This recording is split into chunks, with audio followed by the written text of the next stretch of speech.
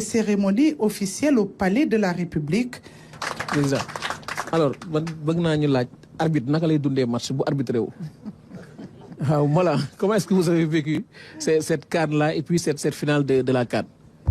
Merci beaucoup, Abdelaziz. Je voudrais d'abord exprimer ma compassion et présenter mes condoléances au capitaine de l'équipe nationale du Sénégal, au capitaine de l'équipe nationale du Sénégal, Kalidou Koulibaly, qui a perdu son papa, comme vous venez de l'annoncer, en priant pour le repos de son âme. Un arbitre de football, c'est un homme. Donc, en tant que supporter, j'ai vécu quand même les matchs de l'équipe nationale du Sénégal comme tous les autres Sénégalais. Et ça n'a pas démarré aujourd'hui quand les LA jouaient. En tout cas, on n'était pas encore arbitre international et on supportait comme tout le monde. Même quand nous étions encore acteurs en allant à la CAN ou à une Coupe du Monde, on souhaitait toujours s'arrêter pour que l'équipe nationale du Sénégal poursuive son chemin.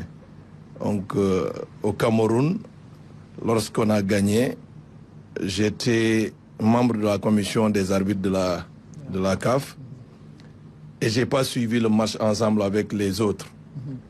Je suivais dans ma chambre et lorsqu'on a gagné, j'ai pris les escaliers jusqu'à la piscine. Et c'est comme ça que j'ai montré à mes autres camarades de la commission que finalement le Sénégal est arrivé à gagner la coupe. Cette fois-ci, j'ai pas du tout jubilé parce que je n'étais pas content. J'y reviendrai tout à l'heure. Pourquoi? On va y revenir. Oui, c'est par rapport à ce qui s'était passé, disons, avant. Chez moi, tout le monde a jubilé, mais moi, j'avais toujours une colère que je ne pouvais pas maîtriser, au point que je n'ai pas pu véritablement tout de suite jubiler comme tout le monde. C'est à cause de l'arbitrage? Oui, bien évidemment. C'est ce qui s'est passé.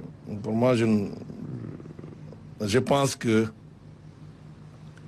ça doit servir de leçon à tout le monde. On doit s'arrêter, se poser des questions et vraiment reprendre en main la gestion de l'arbitrage au niveau de la CAF. Je pense que si on ne le fait pas, on n'aiderait pas le football à se développer. Or, l'arbitrage, le football ne peut pas se développer sans l'arbitrage. Si nous, arbitres de football, nous ne parvenons pas à rassurer les acteurs par nos décisions, je pense que ce n'est pas la peine de continuer à compétir. Il faudra, à partir de ce moment-là, essayer de trouver d'autres moyens pour, en tout cas, attribuer les trophées aux équipes. Et c'est pourquoi je pense que c'est le moment. Il ne faut pas qu'on nous divertisse. Et le Sénégal doit faire attention. On est en train de vouloir nous amener vers, disons, un terrain contentieux après notre qui pour nous déstabiliser, pour nous orienter vers un chemin de non-préparation vers la Coupe du Monde, alors que nous avons des enjeux plus énormes que ça. Nous devrons nous concentrer sur la préparation de la Coupe du Monde et savoir que rien ne nous empêchera d'aller à la Coupe du Monde. En tout cas, moi, c'est ma conviction. Je pense que c'est ce qu'on doit faire. Alors, ok, merci. Sans qu'on ait image, dañ ko wara interpréter, analyser pour nous tirer ci ay leçons. Bala ma wax ci image yi, dama bëgg wax d'abord ci comportement Pape Thiaw. Loi bi dafa ne, la loi 5, que les décisions de l'arbitre doivent être respectées. D'accord naa ci loi bi foofu, mais d'accord naa ci lu Pape Thiaw def keroog. J'aimerais préciser que moi, je présenter comme président de la commission centrale des arbitres. Je suis venu en tant qu'ancien arbitre et comme ça, je suis libre de dire ce que je pense. Tout à fait. D'habitude, j'ai toujours refusé parce que nos textes ne permettent pas de revenir sur des faits de jeu. Mais je pense que si Pape Thiaw n'avait pas réagi de la sorte, on n'aurait pas eu un arbitrage correct après. Des prolongations. Et en le faisant, il rendait service non seulement au Sénégal, mais il rendait service à l'Afrique parce que tout le monde saura que plus jamais ça ne sera accepté pour les prochaines compétitions. Ah, donc revenons à l'image, à la première image que nous venons de suivre encore. À cet instant-là, moi j'avais mis sur mon statut WhatsApp arbitrage scandaleux. C'est pas par rapport à la décision prise, mais par rapport au process de la décision. L'arbitre, c'est un humain. Il peut se tromper comme les joueurs se trompent, c'est-à-dire en appréciant les faits et en pensant que c'est une faute alors que ce n'est pas une faute. Parce que sur le terrain, ce qu'il a, c'est une perception. On n'est jamais sûr sur le terrain. Maintenant, pourquoi j'ai dit que c'est un scandale pour moi? Parce que cet arbitre est arbitre avec la VAR depuis 2018. Je le connais pas. J'étais l'instructeur VAR. Il peut se tromper sur des faits, mais il ne peut pas se tromper sur le fait que l'arbitre devrait différer son coup de sifflet. C'est là où se trouve le scandale. Pourquoi il a sifflé avant? C'est parce qu'il a voulu arrêter l'image et disons, l'action pour ne pas permettre à la VAR de contrôler. Et c'est ça qui s'est passé malheureusement. À partir du moment où il a arrêté l'action, même si le ballon entre dans les buts, la VAR ne peut plus intervenir, contrôler parce qu'il y a eu un arrêt, donc il ne peut pas y avoir de but. Et c'est ce qui s'est passé sur la première action. Pourquoi il l'a fait? Bon, c'est lui seul qui sait. Un jeune qui arbitrait avec la VAR l'aurait fait, on aurait compris, en se disant qu'il peut se tromper parce qu'il n'est pas habitué, puisque le système normal d'arbitrage avant la VAR, c'était lorsque, disons, une action comme ça se produisait, de siffler avant que le ballon n'entre. Mais pour quelqu'un qui a l'habitude, et vous avez vu, c'est pourquoi les assistants, à chaque fois qu'on a un hors-jeu, même s'il est flagrant devant le but, ils diffèrent leur drapeau jusqu'à ce que l'action aboutisse. Ce qu'il n'a pas fait. Et c'est quelqu'un qui arbitre avec la VAR depuis 2018. Donc, je pense encore une fois que nous devons revoir la façon dont les arbitres sont désignés. J'étais dans cette commission et je sais pourquoi je l'ai quittée. J'ai quitté cette commission parce que je disais à un certain moment, non. On ne peut pas accepter l'immixtion ou l'ingérence de certains dirigeants dans les désignations de la CAF parce que ce sont les textes, c'est l'article 12 du règlement de l'organisation de l'arbitrage qui dit qu'on ne peut pas interférer dans les décisions, dans les désignations des arbitres. Et pourtant, ils le font. Le secrétaire général de la CAF s'immisce en ces affaires.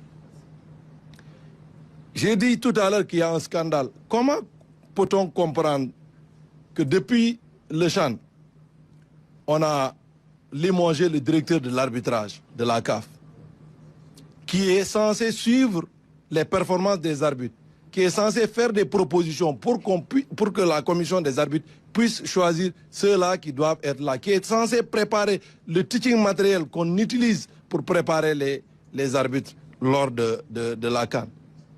Celui-là n'a jamais été remplacé jusqu'à présent. Et on a mis une commission où, disons, le président est congolais, le secrétaire général de la CAF est congolais, le trio arbitral est congolais, avec des arbitres assistants qui n'ont jamais fait de CAN, qui font le match d'ouverture et qui font la finale. Alors que nous, qui sommes des arbitres, nous savons que lorsque l'arbitre sur la pelouse est en train peut-être de perdre le contrôle du match, ce sont des assistants expérimentés qui lui disent non, tu es en train d'aller à gauche, il faut aller à droite.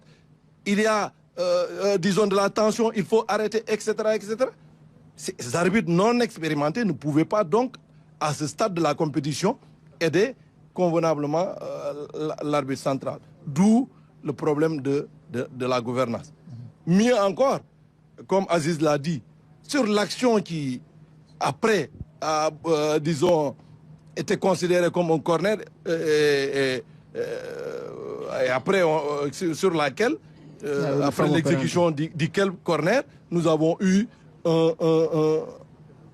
disons, une action considérée comme un penalty. J'y reviendrai. Mais sur cette action aussi, il y a bel et bien un hors-jeu, à mon avis. Ouais. Parce que c'est vrai que les lois du jeu disent que lorsque un joueur est plus avancé, on ne peut pas tout de suite le sanctionner. On va attendre pour voir ce qu'il va faire. Et quand on suit l'image, on verra clairement que même si le ballon ne vient pas du côté où Mamadou Sarr était, on voit que Mamadou Sarr était obligé de tenir compte de la présence de ce joueur qui était en train de venir lui disputer le ballon. Et en le faisant, il a un impact sur son habilité à jouer le ballon, et c'est ce que disent les lois du jeu. Il aurait dû aussi, disons, être sanctionné et ne pas accorder un corner. Mais en accordant un corner, la VAR ne peut plus encore intervenir parce que ça ne rentre pas dans ses compétences. Et vous voyez encore, c'est là où je dis, ce sont des détails qui sont scandaleux. Après maintenant, revenant à l'action, penalty ou pas penalty, sur cette action, les arbitres seront toujours divisés. Nous avons des vidéos pour lesquelles on considère que c'est une vidéo test, comme l'action de notre but qui est claire, il n'y a pas faute. En principe, tous les arbitres qui ont appris le concept vous diront que sur l'action du but sénégalais, il n'y a pas faute. Parce que c'est le joueur marocain qui a essayé d'abord de bloquer et qui ne regardait même pas le ballon, qui va vers un attaquant, parce que, bon, même si c'est un défenseur, mais quand il joue, on appelle ça attaquant, qui va vers un ballon et qui utilise ses mains pour se débarrasser de celui qui a voulu l'empêcher. Sur cette action, c'est clair, il y a but. Par contre, sur l'action du Sénégal, il y a des éléments, sur le penalty, il y a des éléments pour siffler un penalty. Comme il y a des éléments pour dire il n'y a pas faute. Mon opinion personnelle est que Brahim Diaz, l'attaquant marocain, a commencé d'abord une action. Et après, le défenseur sénégalais, j'aurais bien qu'il ne se comporte pas de la sorte. Prochainement, il faudra dire aux défenseurs aussi, peut-être, il aurait pu, en tout cas, disons, jouer sans utiliser ses mains sur cette action parce qu'il avait véritablement l'avantage du ballon. Mais ce qu'il a fait pour moi était, disons, il était en train de chercher à conquérir de l'espace pour jouer. Et en touchant visiblement l'attaquant, pour moi, il n'y a pas un impact. Parce que quand on voit comment le joueur est tombé, où il n'y a même pas de conséquences sur son action. Et c'est pourquoi je considère qu'il n'y a pas faute sur cette action encore une fois. Maintenant, en regardant l'image, ça peut ressembler, en tout cas ça peut sembler comme si c'est Brahim Diaz qui a demandé à l'arbitre d'aller voir la VAR. Ça ne fonctionne pas comme ça. C'est vrai qu'il a protesté, etc., etc. Et ça, il aurait pu aussi prendre un carton. L'arbitre ne l'a pas fait.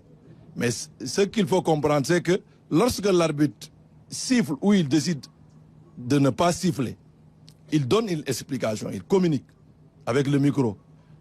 Et quand il communique, la VAR sait pourquoi l'arbitre n'a pas sifflé. Et ici, en l'occurrence, il a dû donner une information pourquoi il n'a pas sifflé. Soit il n'a pas vu, ou bien il peut dire que c'est un contact normal pour lui. À partir de ce moment-là, celui qui est à la VAR, il vérifie l'image, confronte avec les explications pour dire si effectivement il y a faute ou pas au vu des lois du jeu. Et c'est la VAR qui a demandé à l'arbitre d'aller voir. Là aussi, je considère que la VAR n'était pas dans son assiette. Parce que quand on est dans un match, on vit le match au même rythme que l'arbitre. Même s'il y avait, comme je l'ai dit, des éléments pour siffler penalty. La VAR devrait savoir que sur une action précédente, Oui. on a marqué un but et l'arbitre ne lui a pas donné la chance de vérifier. Et après, il y a un corner, un hors-jeu qu'on a transformé en corner. Et donc, vouloir appeler l'arbitre pour lui dire que sur cette action, il y a penalty, me semblait être aussi un scandale. Donc, l'un dans l'autre, pour moi, le Sénégal ne devrait pas être pénalisé sur ces deux actions. Parfait. On a entendu Abdoulaye Diop Mactar qui était... Je voulais confirmer, monsieur le ministre, par rapport au trophée qu'on a gagné. Je crois que même dans les lois du jeu, au niveau de l'article 5, on a clairement dit que les décisions de l'arbitre en relation avec les faits de jeu sont sans appel et sont définitives, y compris le résultat du match. Sur ce match, le Sénégal a joué le match jusqu'à la fin et que l'arbitre, dès qu'il a donné le coup de sifflet final, ce résultat-là, on ne peut pas le changer. Et là, nos fédéraux le savent très bien et ça doit être un très bon moyen de défense. Pour le reste, comme il a dit, c'est une affaire de règlement de la compétition par rapport aux éventuelles sanctions. L'essentiel pour nous est que nos 2 étoiles là vont demeurer.